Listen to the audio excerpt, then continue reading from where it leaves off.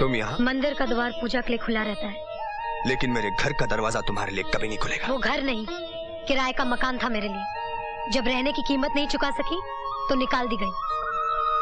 हर एक के जीवन में कुछ न कुछ सालों के लिए बनवास का समय आता है और इसे तो काटना ही पड़ता है। ओह, तो तुम यहाँ बनवास काटने आई हो? हाँ। तो काटती रहो, इसलिए कि तुम्हारे बनवास का कोई अंत नहीं होगा। क्या इसलिए कि मेरा राम ही रावण है? मैं किसी का राम नहीं और ना ही राम बनना चाहता हूँ। ये दुनिया राम लीला नहीं, महाभारत है। यहाँ जीतना ही धर्म है और किसी भी कीमत पर जीतो। छोटे चौधरी, किसी भी कीमत पर जीतने वाले अक्सर जीतकर हार जाते हैं। लेकिन मैं कभी नहीं हारूंगा। आपकी बारात मंडप से वापस आ गई। कल्पिता की साड़ी सफेद हो गई। आपके बाप की पगड़ी उछाली गई। क्या कर लिया आपने? तो तुम यहाँ बनवास काटने नहीं, बदला लेने आई हो। देखता हूँ तुम बदला कैसे लेती हो। पाप का घड़ा अगर भर गया हो तो उसमें कंकर मारने की जरूरत नहीं पड़ती, वो घड़ा खुद ही फूट जाता है। छोटे चौधरी, औरत जब तक रोती है तभी तक कमजोर होती है।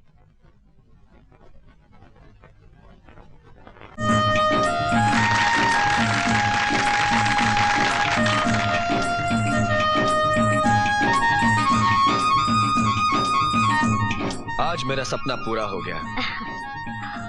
ये सपना कभी पूरा नहीं होता अगर मेरी माँ ने मेरा साथ ना दिया होता।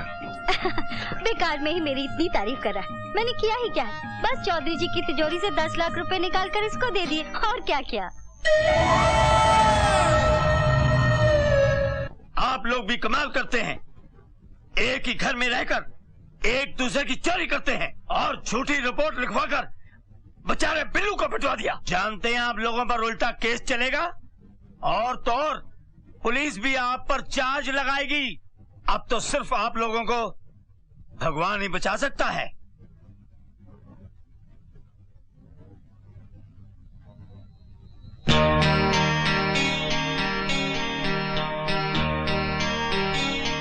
ये क्या है? आप ही ने कहा था ना कि अब सिर्फ भगवान ही बचा सकता है। हाँ, मैंने कहा था।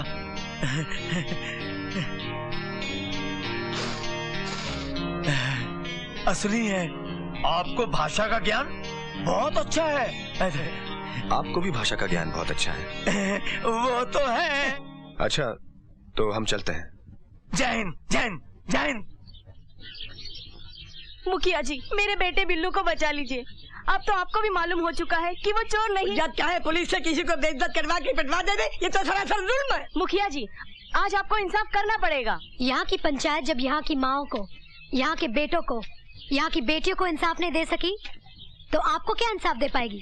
बताइए मुखिया जी, चौधरी परिवार के ताल पर यहाँ का समाज कब तक ठुमके लगाता रहेगा? कब तक? क्या पूरा समाज छक्का हो गया है? ए मुखिया, तुम लोगों ने गांव में ये पंचायती विचायती क्या लगा रखी है? चलो फूटो यहाँ से। अदब से बात कीजिए, ये कोई बाई का कोठा नहीं, गांव की पंचायत है।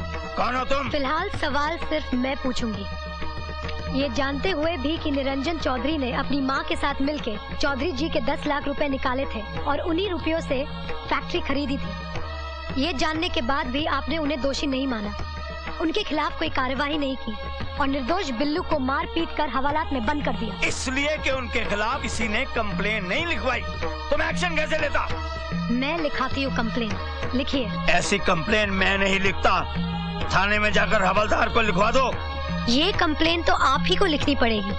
और अभी तुम कोई जिला मजिस्ट्रेट नहीं हो जो मैं तुम्हारा हुक्म मानूं। अब तो हवलदार हमारी कंप्लेन नहीं लिखेगा। तब तो मुझे ही मजबूर होकर लिखना पड़ेगा।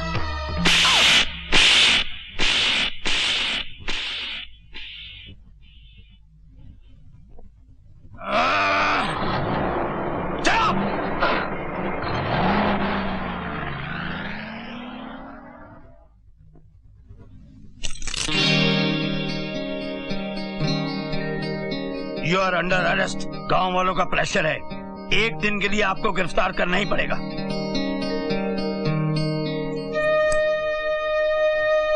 कैसी लगी नई ससुराल?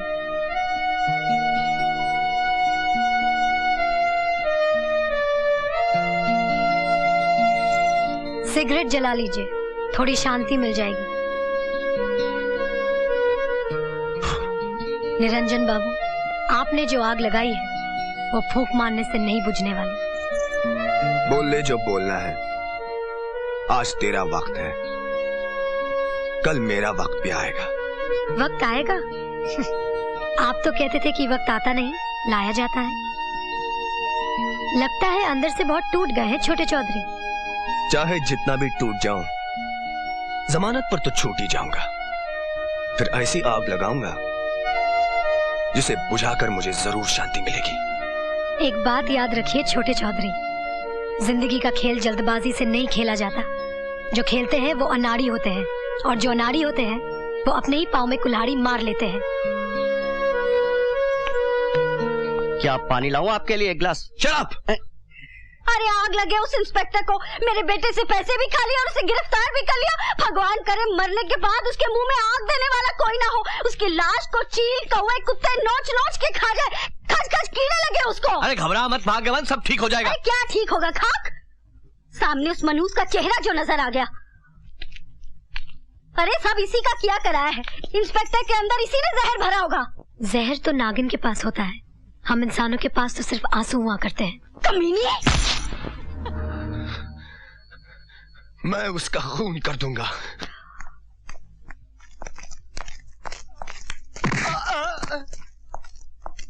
इंस्पेक्टर साहब, कोई खास बात नहीं है। लगता है मेरी बेटी भूत से डर गई है। हाँ। आप चलिए, मैं बाद में मिलने आऊंगा। आइएगा जरूर। जी जी। चलो। भूत वूत का तो एक बहाना है। मुझे तो पूरा शक है कि उसकी इज्जत पर किसी ने हाथ डाला है। तू थी वहाँ? तूने कुछ देखा क्या? जब नहीं देखा तो कैसे बोल दिया कि उसकी इज्जत पर हाथ डाला गया? खबरदार, जो ऐसी बात अपनी जबान से निकाली तो मुखिया की बीवी होगी तो अपने घर में मैं तेरी जबान खींच लूंगी। हाँ बिल्कुल ठीक कहा चौधराइन तुमने। अरे मौसी, जब तू वहाँ थी ही नहीं तो तुझे कैसे पता चला कि उसकी इज्जत चली गई? हाँ, बहुत गलत बात करते हो तुम लोग। लेकिन चौधराइन, जब तुहार बहू वो आदमी का घर में गई थी तब तुम भी तो वहाँ नहीं थी। फिर तुमको कैसे पता चला कि उसकी इज्जत चली गई? चौधराइन, ये बात ठीक नहीं है। अपनी औलाद के किए पर तो मखमल का पर्दा, और दूसरे की औलाद अगर हीरा भी है तो उसे बेकार कचरा कहकर पूरे गांव में दुनिया में ढंढोरा पीटना। छे! मैं अपने दुश्मनों का नाश करने के लिए साल में एक बार हवन जरूर करवाता हूँ। मैंने भी कसम खाई है कि बिल्लू की लाश देखने के बाद ही वंदना का चेहरा देखूंगा। सारे फसाद की जड़ तो है ये। हर बात घूम फिर कर मुझ पर ही क्यों चली आती है? इसलिए कि तुम्हारा ही फैसला था। नाटक द्रौपदी चीरहरण करेंगे, हो गया ना चीरहरण, और रोल भी करेंगे अंधे धृतराष्ट्र का। मैं पूछती हूँ, कुछ करोगे या अंधे बने रहोगे? अरे कुछ करना है इसलिए तो उनके पास आया हूँ। अरे ये क्या करेंगे? इनका तो हमसे ज्यादा बुरा हाल है। मेरा बुरा हाल है? वो कैसे?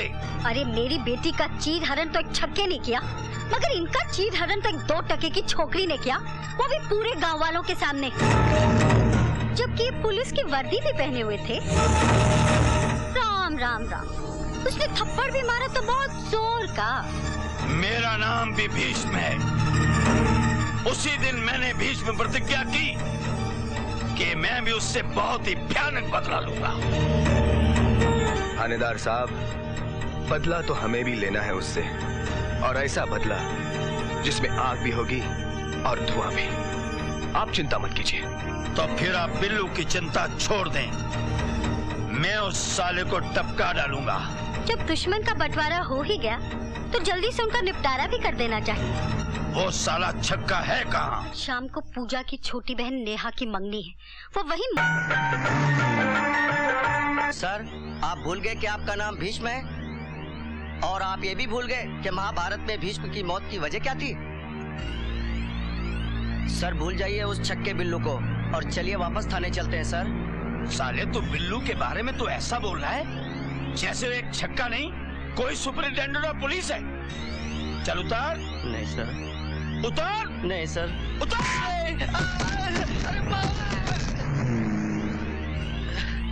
सर, सर रुक जाइए सर। लगता है इनकी मौत का समय आ गया। ये कबाब में हड्डा कहाँ से आ गया? बंद करो ये सब। काहे को बंद करे? अरे शादी ब्याह में आदमी नाचेगा गाएगा नहीं तो क्या मातम करेगा? ए चंपा चल बाजारी बजा। ज्यादा नाटक मत कर। मुझे मालूम है कि तू अंदर से क्या है और बाहर से क्या है। अब चल।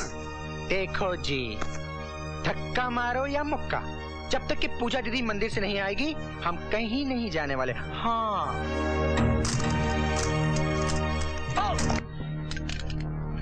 छोड़ दो। तुम्हें पूजा दीदी पर बहुत घमंड है ना?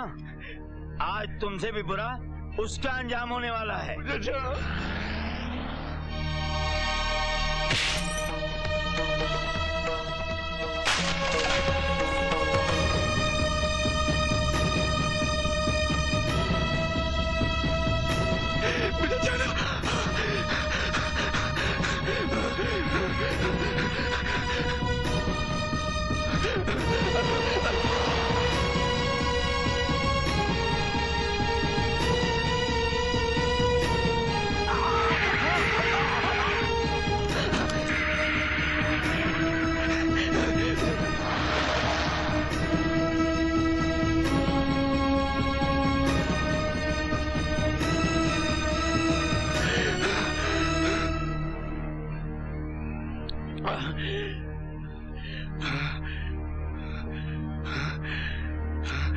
मेरी शक्ल गौर से देख, यमराज से मिलती है।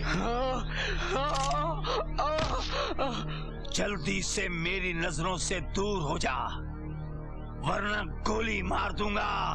जा!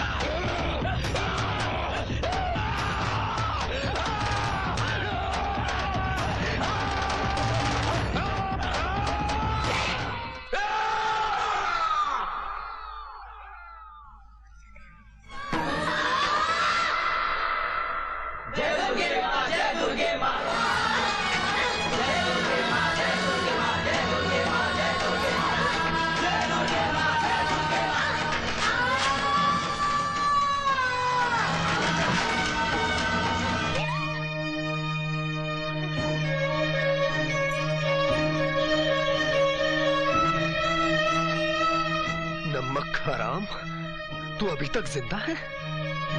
कमीने, इंस्पेक्टर से तो बच गया लेकिन मुझसे नहीं बचेगा तू। जाने भी दो छोटे चौधरी, बात आगे मत बढ़ाओ, वरना ये गांव वाले कहेंगे कि आपके सामने नाचने वाला लौंडा आपका जीजा जी बन गया। हाँ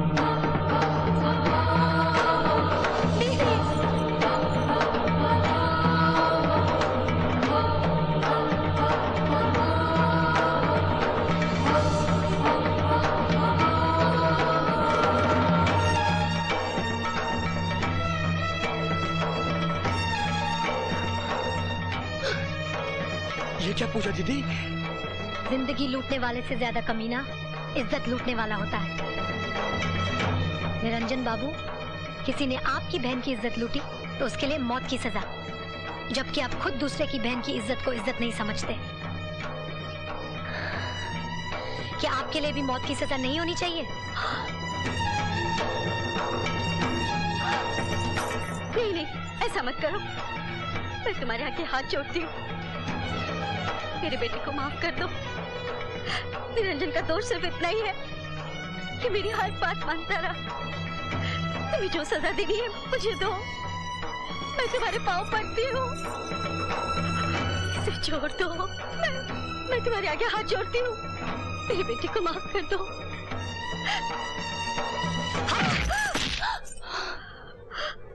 अब क्यों रो रही है? तू तो नागन है, तो फन मार कर खड़ी हो जा और डस ले मुझे, डस।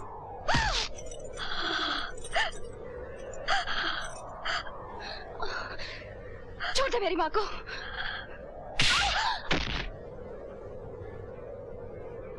मेरी पूजा नहीं, हमें माफ कर दे, भगवान के लिए माफ कर दे। अब आंसू दिखा रही है? जब मुझे चिता पर लेटाकर तेल छिड़का जा रहा था, जब मेरी बहन को रखेल बनाने की बात की जा रही थी, उस वक्त कहाँ गए थे ये आंसू? कहाँ गई थी तेरी ममता? गिरगिट की तरह रंग बदलने वाली औरत। खबरदार छोटे चौधरी, आज तुम लोगों का जुल्म हद से आगे बढ़ गया है, और जब जुल्म हद से आगे बढ़ जाता है तो ऊपर वाले का इंसाफ होके ही रहता है। तो ये मामला छोड़ दे ऊपर वाले पर, हमने जैसा किया है वही इंसाफ करेगा।